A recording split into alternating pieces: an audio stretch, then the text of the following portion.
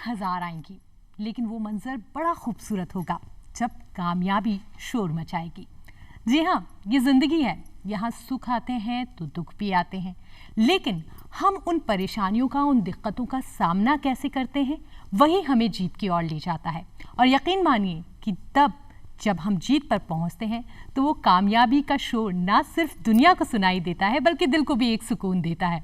और यही सुकून और खुशी के साथ आप हर रोज हमसे मिलते रहिए आपके पसंदीदा कार्यक्रम धरती धुरारी में। नमस्कार, मैं हूं आपके साथ नाहिद अख्तर।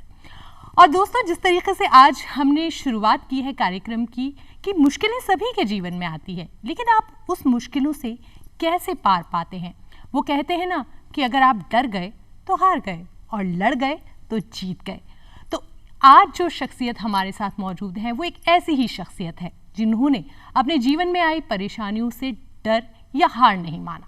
उन्होंने उन परिस्थितियों का सामना किया, लड़ा और जीते। मिलकर स्वागत करते हैं डॉक्टर तनवीर खान का, जो कि डायबिटिक एंड थायराइड स्पेशलिस्ट हैं और आज हमारे साथ स्टूडियो में मौजूद हैं। सर, बहुत बहुत स्वागत है आपका धरती धुरारी के मंच पर। नमस्कार मैडम, और बहुत बहुत धन्यवाद मुझे इस लायक समझा कि मैं अपनी बात रख पाऊँ और अपनी अगर मेरी लाइफ से कोई थोड़ा सा भी किसी को मोटिवेशन मिलता है तो ये मेरे लिए बहुत बड़े गर्व की बात है। शुक्रिया। बिल्कुल, कहते हैं ना कि जीवन आसान नहीं होता और आपका जीवन तो काफ़ी कठिनाइयों भरा रहा है, काफ़ी मुश्किलों भरा रहा है, लेकिन उन कठिनाइयों, उन मुश्किलों का सामना करते हुए भी आपने ज़िंदगी को एक ऐसे मुकाम पे पहुंचाया है जहां आप ना सिर्फ एक आम शख्स बल्कि एक ख़ास शख्सियत बन गए और लोगों के लिए मिसाल कायम की। शुरुआत करेंगे कार्यक्रम की आपके बचपन से, क्योंकि कहा जाता है ना, बचपन से खूबसूरत कोई लम्हा नहीं होता। और ज़िंदगी में जब हमें एक मौका दोबारा मिलता है कि आज फिर इस बचपन को जी लेते हैं, तो वो मौका हम नहीं छोड़ना चाहते। कैसा था आपका बचपन का दौर? देखिए, जैसे एक आम बच्चा जब पैदा होता है, जो खुशियाँ परिवार में होती है, सब वही मेरे परिवार में था। एक बिल्कुल हेल्दी बच्चा मेरे मतलब अगर मैं मेरे मम्मी पापा की तरफ से बात करूं तो एक हेल्दी बच्चा घर में पैदा हुआ था। जब मैं 2 या 3 साल का था, उस समय बड़ा एक विकराल रूप से पोलियो फैला गया था उस समय, और उसकी चपेट में भी आ गया था। तो थोड़ा सा माँ बाप के लिए, परिवार के लिए एक्सेप्ट करना बड़ा मुश्किल होता है कि भाई इतनी बड़ी बीमारी को कैसे लड़ा जाए।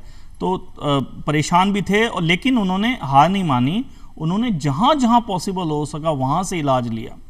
इलाज लेने के बाद 2-3 साल तक कंटिन्यू इलाज चले, लेकिन रिजल्ट कहीं पे नहीं था, क्योंकि ये बीमारी ऐसी जो ठीक नहीं होती।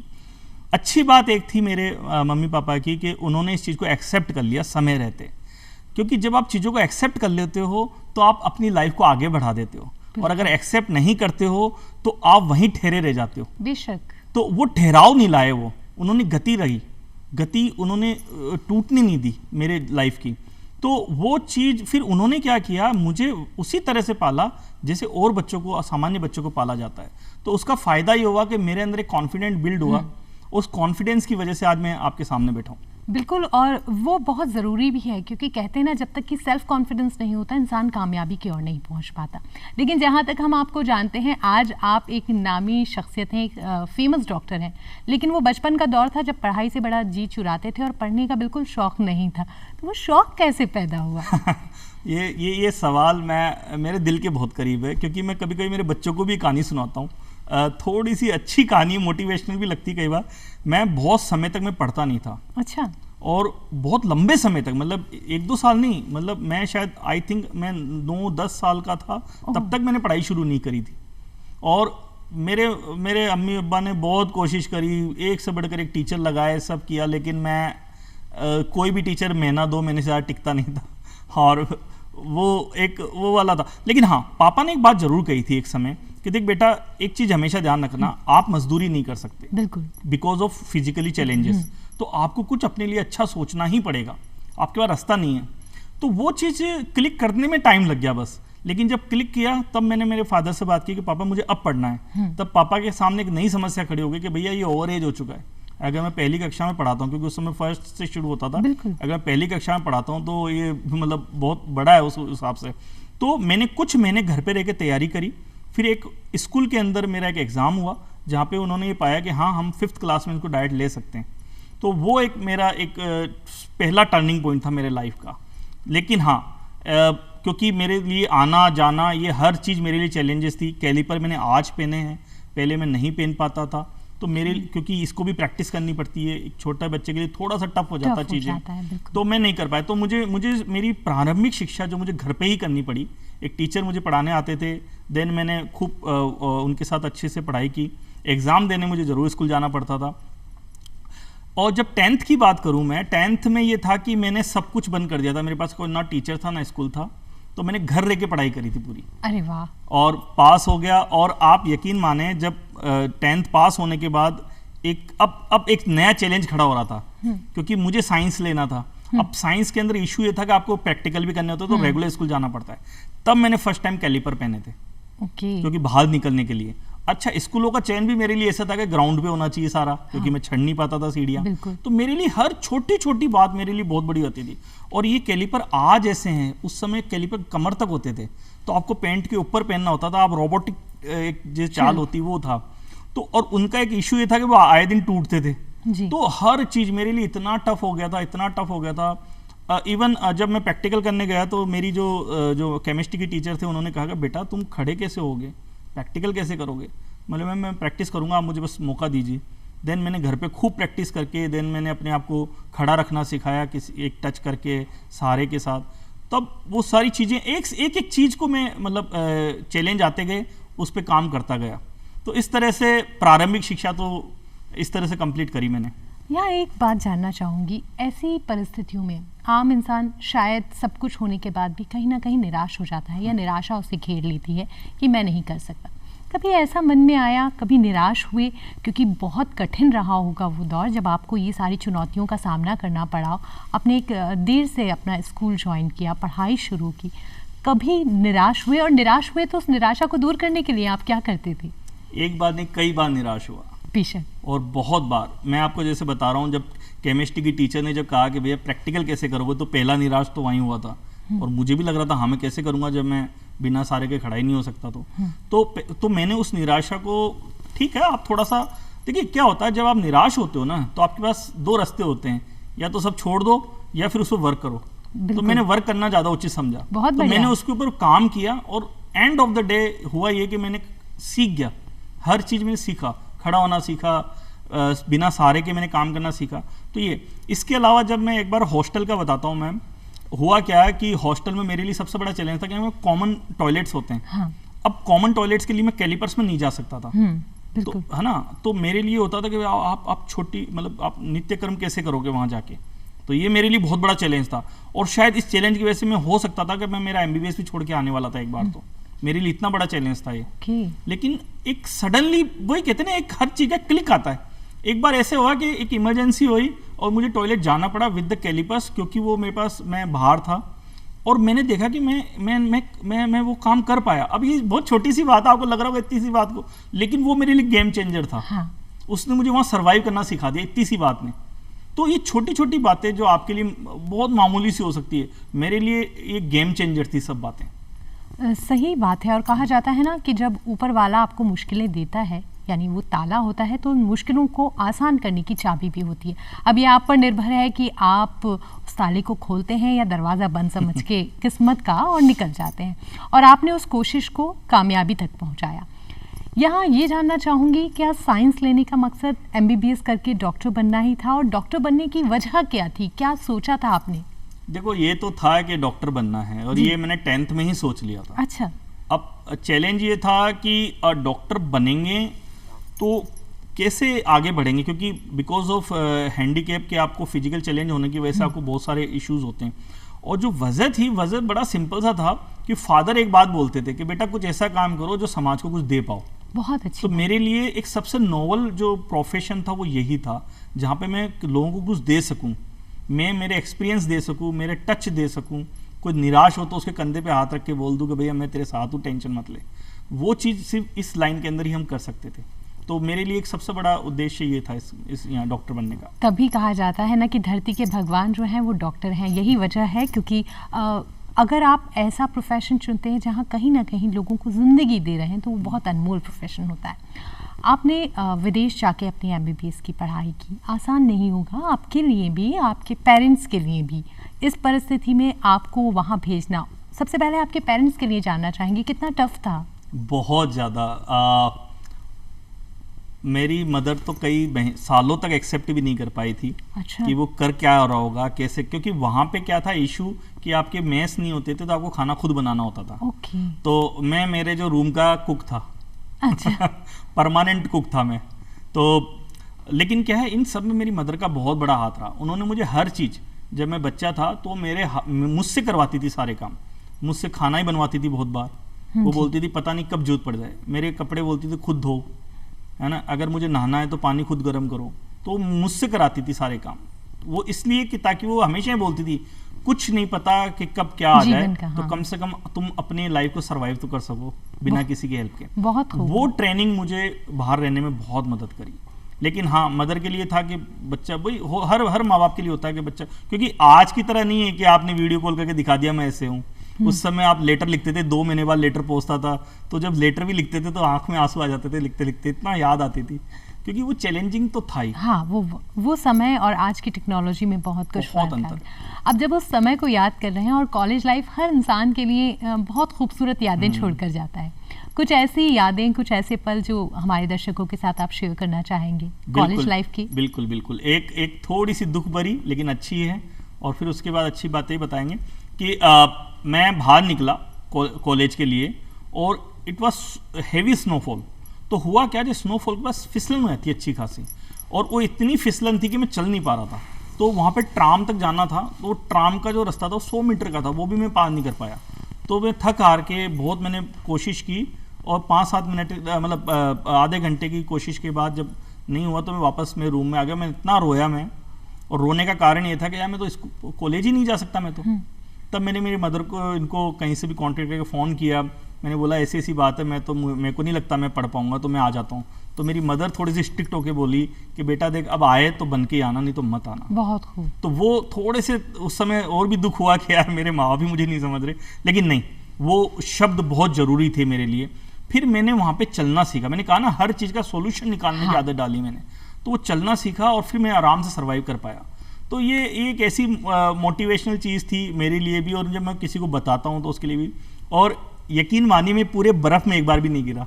अरे वाह। लेकिन जब बर्फ़ चली गई, बिल्कुल नॉर्मल हो गया, और मैं पता नहीं क्या हुआ, एकदम से मैं लड़खड़ा के गिर गया।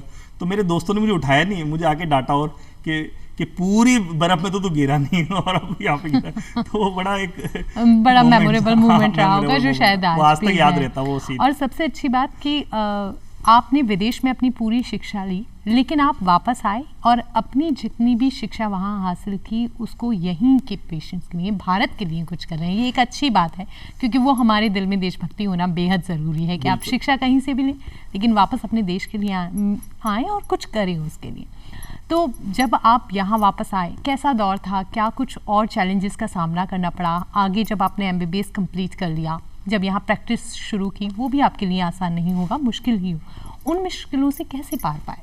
देखिए, जब मैं यहाँ आया था तो मेरे लिए एक सबसे बड़ा चैलेंज ये था, क्योंकि बिकॉज ऑफ फिजिकल चैलेंजेस, तो कोई भी हॉस्पिटल से रखने में हेजिटेशन था।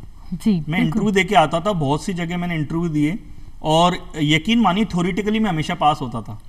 और मतलब नॉर्मली मैं टॉप 3 में रहता था थ्योरेटिकली, लेकिन वो उनका रिजेक्शन का एक ही कारण होता था कि बेटे अभी हमें नहीं पता तुम कर पाओगे नहीं कर पाओगे, क्योंकि आपको ICU संभालना होता है, कई चीज़ें हैं।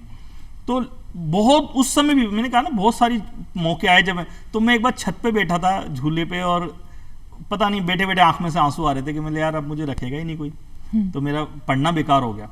लेकिन फिर एक जगह मैं इंटरव्यू दे के आया, और वहाँ पे डॉक्टर साहब ने मुझ पर थोड़ा सा बिलीव दिखाया, उन्होंने रखा। और एक दिन क्या हुआ, अब ये होता ना ट्रिगर पॉइंट, एक दिन हुआ क्या कि वहाँ पे जो नाइट डॉक्टर का जो थे वो उस दिन असमर्थ थे आने में। तब मैंने सर के पास गया, सर मुझे आज नाइट की ड्यूटी दे दो, है ना, मैं विदाउट पे कर दूंगा। लेकिन सर ने बोला भाई तू कर लेगा, मतलब सर एक बार मौका दीजिए। देन मैंने जो वो नाइट ड्यूटी की, सुबह सर इतने खुश थे कि उन्होंने मुझे उस दिन, वो मेरी पहली तनख्वाह थी और उन्होंने मुझे बोला कि भाई अब तू परमानेंट है हमारे साथ। अरे वाह, वो मेरे काम से इतने खुश हुए। तो वो बस वहाँ से फिर मैं पीछे नहीं मुड़ा, वो बस मुझे एक पॉइंट चाहिए था, वो पॉइंट उन्होंने दिया मुझे। वो कहा भी जाता है ना कि कोशिश करने वालों की कभी हार नहीं होती, और आपकी यही कोशिशें रंग लाई। यहाँ डॉक्टर साहब एक बात ज़रूर जानना चाहूँगी, वो दौर था जब आपको पोलियो हुआ, आज के वक्त की बात करूं तो ये हमारे सरकार की मेहनत है और इसके लिए कई संस्थाओं ने, सरकार ने बहुत काम किया कि आज भारत एक ऐसा देश है जो पोलियो मुक्त है। कैसा महसूस होता है, कितनी खुशी महसूस होती है, क्योंकि कहा जाता है ना, जिस गम को, जिस पीड़ा को हम झेल रहे हों, जिसे हमने पूरी ज़िंदगी में सहा हो, वो और किसी को ना मिले, हमारी यही ख्वाहिश होती। आज जब पोलियो मुक्त भारत सुनते हैं, देखते हैं, तो कितनी खुशी महसूस होती है? नहीं, बहुत बहुत बहुत खुशी होती है। जब हमारे एग्ज़ाम वगैरह होते हैं उनमें भी क्वेश्चंस आते हैं और मैं दिल से मैं सरकार को धन्यवाद देता हूँ इस चीज़ के लिए कि उन्होंने बहुत अच्छे अभियान चलाए और एग्रेसिव अभियान चलाए, घर घर जाके पोलियो ड्रॉप पिलाना। इतना, ये दुनिया का सबसे बड़े अभियानों में इसको शामिल किया गया है। और कितने रिसोर्सेस गवर्नमेंट ने यूज़ किए, हर बंदे को इन्वॉल्व करना, साथ लेके चलना, और वो भी लंबे समय तक। क्योंकि आज भी, अभी भी हम पोलियो से मुक्त हो चुके हैं, लेकिन आज भी अभियान निरंतर रूप से चल रहा है। और ये, इसका नतीजा ये है कि अभी रिकरेंसी नहीं हो रही है, कोई नए केस नहीं आ रहे। तो इसके लिए तो सरकार को मतलब कोटि कोटि धन्यवाद है इसके लिए। बेशक, क्योंकि कहा जाता है ना कि जिस पीड़ा को हमने झेला है वो किसी और को ना मिले, और जब आसपास सबको खुश देखते हैं तो एक अलग ही मन में खुशी होती है। यहाँ एक जिक्र करना चाहेंगे हमारे देश का, जहाँ जिक्र हुआ है, तो ये हमारे भारत की खासियत है कि यहाँ हम गंगा जमनी तहजीब है, एक साथ मिलकर रहते हैं, और शायद यही वजह है कि हमारे तीज त्यौहार भी एक साथ ही आते हैं। मौका रमज़ान और रामनवमी का हो, नवरात्र चल रहे हों, ये एक ऐसा दौर होता है जब व्रत उपवास खासे अहम हो जाते हैं। महिलाओं के मन में अक्सर ये विचार होता है कि वो अपनी आस्था को भी दरकिनार नहीं कर सकती, लेकिन उनका स्वास्थ्य भी बेहद ज़रूरी होता है। यहाँ आपसे जानना चाहेंगे, व्रत उपवास क्या डायबिटिक पेशेंट या महिलाएं जिन्हें डायबिटीज़ की थोड़ी सी भी समस्या हो, चूँकि नवरात्र भी चल रहे हैं, व्रत भी चल रहे हैं और रमज़ान भी चल रहे हैं, तो वो रख सकते हैं? और रखें तो क्या क्या सावधानियां बरतना चाहिए? ये सवाल मेरे दिल के बहुत करीब है, क्योंकि मैं इस पे बहुत से लेक्चर्स भी दे चुका हूँ। मैं कुछ यूट्यूब पर वीडियो भी मैंने डाले हैं इसके ऊपर। रमज़ान जैसे पाक महीना है, हर बंदा खुदा की नेमतों की जो बारिश हो रही है वो उसमें भीगना चाहता है। तो लेकिन कहीं ना कहीं एक चैलेंज है डायबिटीज़ कि वो रखें तो रखें कैसे। तो हम आराम से बोलते भाई आप आराम से रखो, लेकिन सबके लिए नहीं, इसमें कैटेगराइज होती है। हर पर्सन टू पर्सन वेरी करता है। डायबिटीज़ की कंडीशन के हिसाब से हम डिसाइड करते हैं कि पेशेंट रख सकता है कि नहीं रख सकता है। नहीं रख सकता है तो उसको समझाते हैं भाई क्यों नहीं रख सकते आप, क्या क्या चैलेंजेस हैं, और रख सकते हैं तो रखने के लिए आपकी जो मेडिसिन है उनको आपको एडजस्ट करना पड़ता है। ये सेम थिंग नवरात्रा में भी लागू होती है, क्योंकि दोनों में ही फास्टिंग होती है। और हम फुली फास्टिंग नहीं करते, हम इंटरमीडिएट फास्टिंग करते हैं। तो इंटरमीडिएट जो फास्टिंग करते हैं उसका एक जो ड्रॉबैक होता है कि हम कोई भी एक टाइम में हम थोड़ा हैवी फूड लेते हैं, तो उस समय शुगर शूट अप होने के चांस होते हैं। वो नवरात्र में भी सेम होते हैं और रमजान में भी सेम होते हैं। तो वो शूट अप होते हैं, उस शूट अप को हम रोकते हैं। तो वो हमें दवाइयाँ वगैरह एडजस्ट करनी पड़ती है। देखिए, हर इंसान की अपनी समस्याएं होती हैं, तो उनको सोल्व करने के लिए हमने एक रमजान हेल्पलाइन और एक नवरात्रा हेल्पलाइन हम शुरू कर रखी है। कोई भी बंदे हमें फ़ोन करते हैं, किसी भी तरह की समस्या होती है, हम उसको सोल्यूशन करते हैं और फ़ोन पे ही। बहुत अच्छा। यानी किसी के मन में अगर ये शंका हो कि वो व्रत उपवास कर सकते हैं या नहीं, या रोज़े रख सकते हैं नहीं, तो आसानी से रख सकते हैं। बस उन्हें एक बार डॉक्टर से कंसल्ट करना ज़रूरी होता है, और वो है भी ज़रूरी। जितना आस्था के लिए ज़रूरी है, उतना साइंटिफिक रीज़न से जानना चाहूँगी, शरीर के लिए व्रत उपवास रोज़े कितने ज़रूरी हैं? बहुत अच्छा सवाल पूछा। अभी आपने शायद थोड़े कुछ साल पहले एक अखबार में भी देखा होगा, न्यूज़पेपर में बड़ा हाईलाइट हुआ था कि नोबेल प्राइज़ मिला था ऑस्ट्रेलिया के एक वैज्ञानिक को। उनका सब्जेक्ट ही यही था। उनका सब्जेक्ट था इंटरमिटेंट फास्टिंग का क्या रोल है कैंसर सेल्स को कम करने में। और ये पाया गया कि जो लोग रेगुलरली जो करते हैं उनमें कैंसर सेल्स कम पनपती हैं, उनके चांसेस कम होते हैं। तो ये बहुत बढ़िया आर्टिकल था, बहुत अच्छा आर्टिकल था, और उन्होंने पूरा इसको साबित किया विद द एविडेंस कि अगर आप ये इस तरह की फास्टिंग्स वगैरह रेगुलर इंटरवल पर करते हैं तो ये आपके लिए बहुत बेनिफिशियल है। इसके अलावा देखिए, आपकी लीवर हैं, आपकी इंटेस्टाइन हैं, आपका पेट है, इन सबको तो रेस्ट चाहिए। हाँ बिल्कुल। तो वो रेस्ट मिलता है अगर आप करते हो तो it's a very good thing. क्योंकि हम वैसे भी कार्ब ईटर हैं। कार्ब ईटर मतलब हमारे खाने में कार्बोहाइड्रेट यानी कि चावल, रोटी, मैदा, तेल, चीनी, ये अपने खाने में ज़्यादा शामिल होती है। तो अगर जो कार्ब ईटर्स होते हैं उनको तो वैसे भी रेस्ट देना जरूरी होता है आपके स्टमक को। ओके, यानी व्रत उपवास या रोजे हैं वो शरीर के लिए भी बेहद बहुत फायदेमंद। फायदेमंद तो आस्था के साथ आपके शरीर का भी देखभाल हो बिल्कुल। जाएगी। तो जाहिर सी बात है कि आप अगर आपका स्वास्थ्य इजाज़त दे तो रखना चाहिए। जब हम तीज त्योहार का जिक्र करते हैं, ख़ासतौर से जब हम नवरात्र की बात करते हैं, तो देवी के स्वरूप का जिक्र ज़रूर होता है। और देवी के स्वरूप की जब बात की जाती है तो वो देवी कहीं ना कहीं हमारे आसपास बच्चियों में, घर की बेटियों में नज़र आती है। ख़ास बात ये रही कि आपने उस देवी स्वरूप को पहचाना और कोशिश की उन बच्चियों को अच्छी शिक्षा देने की। आप ही की ज़बानी जानना चाहेंगे, महिला शिक्षा के लिए या बालिकाओं की शिक्षा के लिए, बालिकाओं की सेवाओं के लिए आप जो काम कर रहे हैं वो किस तरीके के काम हैं और क्या कुछ ख़ास है वो? बिल्कुल मैम, मैं SOS का जो बालग्राम है जी, वहाँ पे हमने एक सिस्टम तैयार कर रखा है कि वहाँ पे जितने भी बच्चे हैं, जो भी स्टाफ है, उनकी मदर्स हैं, तो वो लगभग अच्छी खासी संख्या में होती हैं। हम उनको पूरा फ्री मेडिकल चेकअप वगैरह हमारी तरफ से रहता है। हम उनको पूरा सपोर्ट करते हैं मेडिकली। वहाँ पे कोई भी हमें आके दिखाए करे तो वो सब निःशुल्क रहता है हमारी तरफ से। ये एक सुविधा दी है।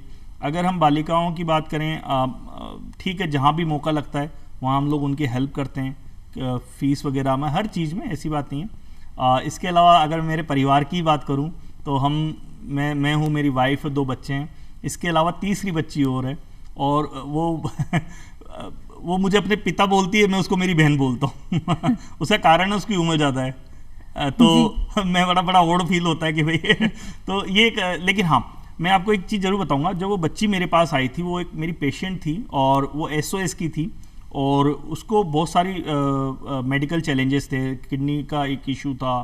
तो फाइनली वो मेरे यहाँ के ट्रीट हुई, सही हुई। फिर मैंने उसको जॉब दिया, और जॉब देने के साथ हुआ क्या है कि एक घर में वो मेरे बच्चों को पढ़ाने भी आती थी, तो वो एक घुलना मिलना शुरू हो गया। फाइनली फिर वो हमारे साथ ही रहने लगी, और अब मैंने एक बच्ची की तरह रख रहा हूँ उसको। तो ठीक है, वो एक अलग एक कल्चर से आई है, मैं एक अलग कल्चर का बंदा हूँ। तो मेरे घर में दोनों जो गंगा जमुना तहजीब बताते हैं, वो दोनों मेरे घर में होती है। बहुत खूब। और यही हमारे देश की खूबसूरती है कि यहाँ मज़हब से ऊंचा इंसानियत का जज्बा है, और वही इंसानियत ज़रूरी भी है ज़िंदगी के लिए।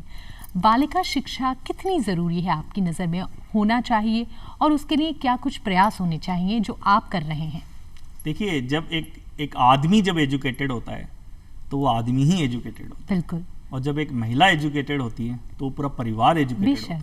क्योंकि क्या होता है मैम, आप समझिए बात को, कि जब एक महिला जब एजुकेटेड रहती है, पढ़ी लिखी होती है, तो बच्चों की जो नर्चरिंग है, बच्चों का जो प्राइमरी जो एजुकेशन है, वो बहुत, जो बेस है वो बड़ा स्ट्रॉन्ग हो सकता है। हाँ। तो उससे क्या होता है कि अब जब आप पढ़े लिखे समाज की निर्माण करोगे, तो पहले अपने महिलाओं को आपको शिक्षित करना पड़ेगा, क्योंकि उनके बिना आप एक पढ़े लिखे समाज की कल्पना कर ही नहीं सकते। तो मेरे हिसाब से तो ये तो बहुत ही बेसिक है। मतलब मैं इसको ये नहीं बोलता कि हाँ ये जरूरी नहीं, बेसिक है ये तो, मतलब मैंडेटरी होना चाहिए। बिल्कुल। और कहीं ना कहीं इसके लिए सरकार भरसक प्रयास भी कर रही है, और हमें कामयाबी में भी मिल रही है। और हो सकता है जिस तरीके से भारत पोलियो मुक्त हो चुका है, उस तरीके से आने वाले समय में हमारे देश की हर बच्ची अच्छी शिक्षा प्राप्त किए हुए होगी। यहाँ सर एक जिक्र करना चाहूँगी, जीवन आपका समस्याओं से भरा रहा है, बहुत सारे चैलेंजेस थे। आम इंसान, ख़ासतौर से बच्चे, चूँकि अभी एग्ज़ाम्स का दौर चल रहा है, और कई बार हमें ऐसी ख़बरें मिलती हैं, कई बार ये सुनने को मिलता है कि किसी एंट्रेंस एग्ज़ाम में या बोर्ड्स के एग्ज़ाम में या कॉलेजेस के एग्ज़ाम्स में जब बच्चे पेपर दे रहे होते हैं और कहीं उन्हें नाउम्मीदी घेर लेती है, तो वो गलत कदम उठा लेते हैं, अपने जीवन तक से खेल जाते हैं। क्या संदेश देना चाहेंगे, उन्हें क्या कहना चाहेंगे कि उनका जीवन उनके लिए कितना कीमती है? क्योंकि आपके लिए चैलेंजेस बहुत ज़्यादा थे, शायद वो चैलेंजेस उन लोगों के लिए नहीं हैं, उन्हें वो सब सामना नहीं करना पड़ रहा। वो अपनी निराशा को एक आशा में कैसे बदल सकते हैं? बिल्कुल। देखिए मैम, जब मैं मेरे गुरुजी के साथ काम करता था, तो वो बहुत अच्छे स्पीकर थे। तो मैं उनको बोलता, सर मैं आपकी तरह कब बोलना शुरू करूँगा? तो वो हमेशा मुझे एक बात बोलते थे, बेटे आपको कुछ भी सीखने की जरूरत नहीं है, आपको अपने सब्जेक्ट पे पकड़ होनी चाहिए। यही चीज़ में सबको समझाने की कोशिश करते हैं कि जो ये निराशा आ रही है ना, वो इसीलिए आ रही है कि हम, हमारे जो सब्जेक्ट है, हमारी जो बेसिस है, उसको पकड़ ही नहीं है हमारी। बिल्कुल। तो हम क्या हतोत्साहित हो जाते हैं, और उसके ऊपर क्या होता है, माँ बाप का और सबका एक प्रेशर आया था बच्चे पे कि पास होना है, दिखाना है मुझे। जी। तो वो एक दिखाने के जो चक्कर में क्या होता है कि वो डिप्रेशन में जाने लग जाते हैं, वो अपने ऊपर एक लोड ले लेते हैं। तो जब तक हम बच्चों को थोड़ा सा फ्री नहीं करेंगे कि ठीक है बेटा, रिजल्ट अपनी जगह, आप अपना 100% दीजिए बस, वो एक बहुत ज़रूरी है। मेरे साथ चैलेंजेस थे और लिटरली थे, बहुत सारे थे, लेकिन जो मेरे जो परिवार का जो सपोर्ट था वो ये था कि मेरे पर लोड किसी चीज़ का नहीं था कि भाई आपको ये ही करना है, ये चीज़ ही करनी है, ऐसा नहीं था। तो मैं थोड़ा सा रिलैक्स था परिवार के तरफ से। वो चीज़ हमें भी अपने बच्चों को देनी पड़ेगी, तब जाके हम। और हाँ, एक सबसे इम्पॉर्टेंट, मैं हमेशा माँ बाप मेरे पास आते हैं, मैं बोलता हूँ भैया आप बच्चों के दोस्त बन जाइए, नहीं तो बाहर वाले दोस्त बन जाएंगे, दिक्कत हो जाएगी। क्योंकि बाहर वाले वो नहीं समझेंगे उस बच्चे की समस्या को जो आप समझ सकते हो। तो बच्चों से बात करो, उनसे वार्तालाप होनी चाहिए, और बाईफेजिक होनी चाहिए, यूनिफेजिक नहीं। हम नॉर्मली क्या करते हैं, माँ बाप वो अपनी अपनी बात रखते हैं, भाई उसकी भी तो सुनो, उसकी क्या समस्या है। हो सकता है अगर बच्चा स्कूल जाने के लिए नाटक कर रहा है, मना कर रहा है, तो कोई कारण होगा, उससे कारण पूछो ना। अगर वो होमवर्क करने में लापरवाही कर रहा है तो उससे पूछो भाई तुम होमवर्क करने में तुम्हें प्रॉब्लम क्या आ रही है। आप छोटी छोटी प्रॉब्लम पर बात करो। अगर नहीं करोगे तो बच्चा फिर किससे जाके करेगा, कहाँ जाके अपनी समस्याओं का समाधान लेगा। तो वो एक बहुत बड़ा एक इशू है। बच्चों से तो मैं ये कहूँगा कि ठीक है आप बस करते रहो। देखिए चीज़ों को ख़त्म करना 1 सेकंड का काम है, लेकिन बनाए रखना इंपॉर्टेंट है। बहुत बढ़िया बात। तो बनाए रखो ना उसको। वो तो ठीक है, फेज होते हैं वो तो, एक हमेशा एक पहाड़ी के बाद खाई जरूर आती है। बहुत अच्छी बात कही है। तो वो खाई आने दो ना, क्या दिक्कत है, हमें भी उस खाई से आगे निकल के फिर पहाड़ी आ जाएगी। तो आप डरो मत, करते रहो, जो कर रहे हो उस पर लगे रहो, बस वो रास्ता एक प्रॉपर होना चाहिए। यानी जीवन का एक लक्ष्य निर्धारित कीजिए, कोशिश कीजिए, कहीं ना कहीं कामयाबी आपको मिलेगी। हो सकता है आप जिस तरफ कोशिश कर रहे हो वहाँ आपकी कामयाबी ना हो, लेकिन कहीं और आपकी मंजिल हो, बस आपको उस रास्ते की तलाश करनी है। अच्छी बात आपने बताई। एक जिक्र करना चाहूँगी डॉक्टर साहब आपकी सोशल वर्क के लिए। आप कई बार पेशेंट्स के लिए, क्योंकि जो मेडिकल प्रोफेशन है वो एक ऐसा पेशा है जहाँ समाज के लिए बिना किसी लालच के सेवा की जाती है, और ये काम आप बेहद खूबसूरती से करते हैं। कई बार आप ऐसे कैंप लगाते हैं। कितने फ़ायदेमंद होते हैं ये कैंप, और कितने ज़रूरी होते हैं, और कितनी खुशी महसूस होती है जब आप समाज के लिए ऐसे काम कर रहे होते हैं?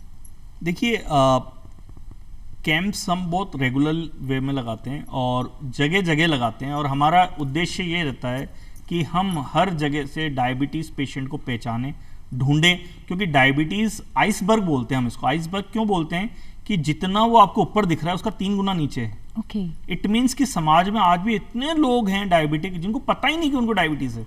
तो जब तक आप कैंप्स नहीं करोगे, जाके उनकी शुगर नहीं नापोगे, जैसे पोलियो उन्मूलन गवर्नमेंट ने चलाया था, तो वो क्या घर घर जाके जो पोलियो पिलाया था, वैसे ही हम वो घर घर जाके शुगर नापो। तो जब घर घर जाके हमने शुगर जब नापना शुरू किया, तो आप यकीन मानिए बहुत पेशेंट जिनको पता ही नहीं था कि उनको डायबिटीज़ है। अच्छा। और डायबिटीज़ है स्लो किलर।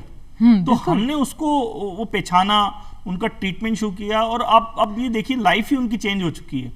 तो ये बहुत इंपॉर्टेंट है आपको ना जगह जगह कैंप्स लगाना। डायबिटीज़ कैंप्स हर जगह, हर गली, हर मोहल्ले में होने चाहिए। हम इसके पे बहुत एग्रेसिव होके काम करते हैं। अभी हमने Asia book of world record में दुनिया में सबसे ज़्यादा डायबिटीज़ शुगर नापने का वर्ल्ड रिकॉर्ड बनाया था अभी रिसेंटली। 1 लाख लोगों का शुगर हमने चेक किया था सिंगल एक ही दिन के अंदर। तो हम इन तरह की चीज़ों को हम लोग प्रमोट कर रहे हैं, हम आगे बढ़ के, और लोगों को भी अवेयरनेस कर रहे हैं कि भाई आप जहाँ भी मौका लगे आप शुगर नपा सके, नपाइए, ताकि अगर कोई आइसबर्ग है, कोई दबा पड़ा है कोई केस, उसको हम बाहर निकाल सकें। बहुत अच्छी बात। यहाँ एक और चीज़ जानना चाहेंगे आपसे। डायबिटीज़ का जहाँ जिक्र हुआ है, कहा जाता है ना कि स्वस्थ तन होगा तभी आपका जीवन स्वस्थ होगा। आप अपनी ज़िंदगी तभी खूबसूरती से गुजार सकते हैं जब आप एक अच्छी हेल्दी लाइफ जी रहे हों। आप इतने फिट हैं, कैसे आप अपनी हेल्थ का ध्यान रखते हैं, और एक आम दर्शक हमारे जो हैं वो कैसे छोटी छोटी चीज़ों से एक स्वस्थ जीवन शैली अपना सकते हैं? ये बहुत अच्छा सवाल है। आप देखिए बहुत सारी चीज़ें आपको अपने समाज में मिल जाती है। जैसे अगर आप एक चीज़, आप ये देखिए, एक टाइम था जब हम 6 या 6:30 बजे के आसपास हमारा डिनर हो जाता था। वो कल्चर ख़त्म हो चुका है। अब हमारा डिनर रात को 11 या 12 बजे होता है। इस कल्चर ने, आप यकीन मानिए, जो इस तरह की जो डिजीज़ है जो लाइफ स्टाइल से रिलेटेड है, जैसे diabetes, hypertension, stroke, heart attack, ये सब तभी बढ़े हैं जब इस समाज में ये चेंजेस आया। तो अब आपको पता है कि वो चीज़ गलत है, तो आप उसको सुधारो ना।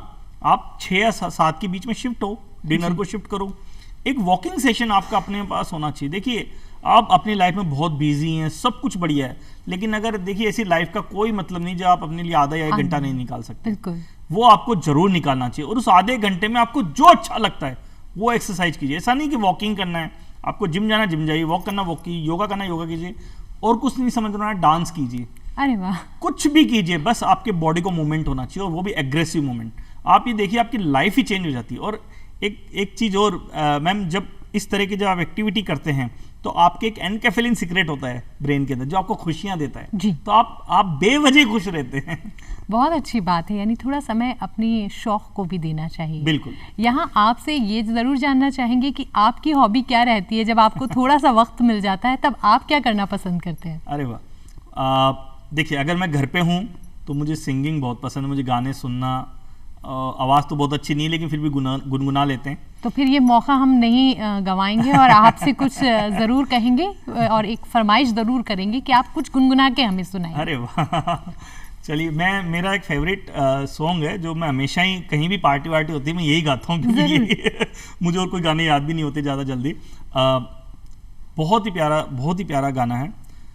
बड़े अच्छे लगते हैं ये धरती, ये नदियाँ, ये रहना और तुम। वाह, बहुत खूब। और जितनी मिठास आपकी आवाज़ में है उतनी ही सच्चाई आपके सुरों में ज़रूर नज़र आए। और वाकई जीवन में छोटे छोटे शौक़ अपनाना चाहिए और वो कहीं ना कहीं आपको खुशियाँ देते ही देते हैं। यहाँ सर एक चीज़ जानना चाहेंगे, परिवार के लिए भी आपकी ये चैलेंजेस मुश्किलों भरे रहे होंगे, चाहे वो आपकी मदर का दौर था या आज जब आपकी पत्नी आपके साथ है तब कैसे मैनेज करती हैं, क्योंकि उनके लिए भी ये चैलेंज छोटा नहीं होगा, हर वक्त आपके साथ रहना, आपकी कदम से कदम मिलाना। तो वो कदम मिलाने में कितना सहयोग दिया और कैसा दौर रहा? देखिए सबसे अच्छी बात है, मेरी वाइफ हो मेरी मदर की पसंद है, और मेरी मदर ने जब इनको पसंद किया था तो उसमें एक बहुत से गुण थे। वो गुण थे चीज़ों को संभालना। तो मेरी मदर को हमेशा ही लगता था कि इसको एक ऐसी वाइफ दें, ऐसी वाइफ हो इसके पास जो इसको संभाल सके, मैनेज कर सके। और मैं कहता हूँ मेरे पास वाइफ नहीं, मेरे पास मेरे दोस्त है, तो हमारा एक दोस्ताना रिलेशन है, और मेरे जितने भी काम हैं सब सारा वो बहुत अच्छे से हैंडल करती है, संभालती है सब चीज़ों को। बच्चों के साथ साथ मेरा बिजनेस में भी बहुत उसका इंटरफेयर होता है, बहुत अच्छे से वो चीज़ों को मैनेज करती है। हम हर चीज़ पे डिस्कस करते हैं, छोटी से छोटी और बड़ी से हर बात पे हम डिस्कस करके ही आगे बढ़ते हैं। तो एक अच्छा तालमेल के साथ चल रहा है। कभी कोई बहुत ज़्यादा चैलेंजेस आए नहीं, कभी कोई ज़्यादा परेशानी आई नहीं, तो वो आपका एक हौसला है जिसने शायद उन परेशानियों को, उन दिक्कतों को बहुत छोटा कर दिया। बहुत अच्छा लगा, आपसे बहुत कुछ जानने को मिला और शायद कहीं ना कहीं एक हौसला मिला। वक्त हो चला है इजाज़त लेने का, लेकिन चलते चलते आप हमारे दर्शकों को क्या संदेश देना चाहेंगे, क्या कुछ कहना चाहेंगे? मैं सभी दर्शकों से कहना चाहूँगा कि आपने जो भी डिसाइड किया है ना, आप उस पर लगे रहो, करते रहो काम। एंड ऑफ द डे आपको 110% आपको सफलता मिलेगी, और उस सफलता के लिए आपको कोई रोक नहीं सकता।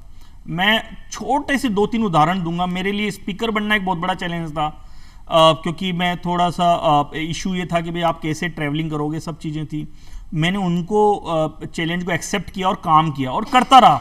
बहुत बार ऐसा हो, जब मेरा पहला लेक्चर था, मुझे आज भी याद है, मैं फबलिंग करने लग गया था। मैं इतना डर गया था कि मैंने अपना लेक्चर जल्दी से ख़त्म करने की कोशिश की। लेकिन आज ये है कि मैं आज कहीं भी खड़े होकर कहीं पर भी कुछ भी लेक्चर में आज दे लेता हूँ। तो आप बस लगे रहो, करते रहो, निरंतरण करते रहो, सफलता 110% आपको मिलेगी। बिल्कुल, और कहा जाता है ना कि आज रास्ता बना लिया है, कल मंजिल भी मिल जाएगी। हौसलों से भरी ये कोशिश एक दिन ज़रूर रंग लाएगी, और ऐसी ही खूबसूरत कोशिश आपकी रही। बहुत अच्छा लगा डॉक्टर साहब आपका यहाँ आप आए और आपसे बहुत कुछ सीखने को मिला, बहुत कुछ जानने को मिला। लेकिन चूंकि दर्शकों अब वक्त हो चला है कि हम आपसे इजाज़त लें, लेकिन इस वादे के साथ कि जल्द मुलाकात होगी किसी ख़ास शख्सियत के साथ। तब तक आप देखते रहिए अपना पसंदीदा धरती धुरारी, और मुझे और मेरी पूरी टीम को दीजिए इजाज़त। नमस्कार। नमस्कार।